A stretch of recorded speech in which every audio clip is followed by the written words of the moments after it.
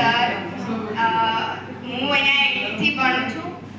પહેલાં તો કુલદીપ સર જોડે 8થી એસએસ ભણીએ છીએ, એટલે એસએસ તો એટલું પાકું થઈ ગયું. સર લાઈન ટુ લાઈન અમને ચોપડીમાં એક શબ્દ બાકી ના રહે એવું એસએસ ભણાવતા હતા. અને આઈએફપી આપે એટલે દરેક લાઈનમાં એ આઈએફપી કરાવતા હતા. એ આઈએફપી એક્ઝામમાં પૂછાય જ.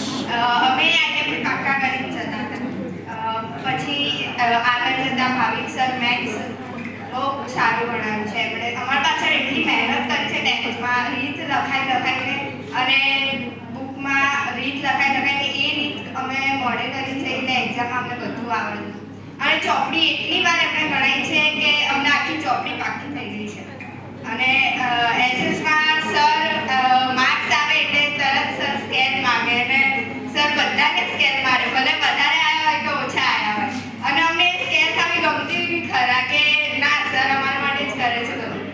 અને હું બધા લેક્ચરમાં લેટ જ જવું, પણ એસએસના લેક્ચરમાં હું 5 મિનિટ વહેલા જતી હતી કે સર સ્કેલ મારશે. બાકી હું મેથ્સના લેક્ચરમાં તો 10 મિનિટ લેટ જાઉં કે સર લેટ જ આવવાનું છે.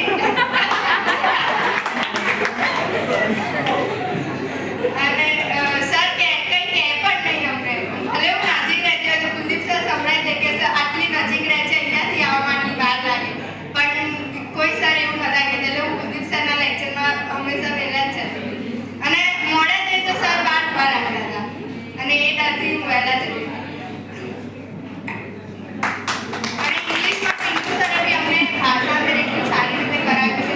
સાયન્સમાં અશ્વિન સર બી એટલું સારું ભણાવતા હતા, નીરવ સર બી એટલું સારું ભણાવતા હતા કે બધું પાકું થઈ જાય. Thank you. Good morning સર્સ and everyone.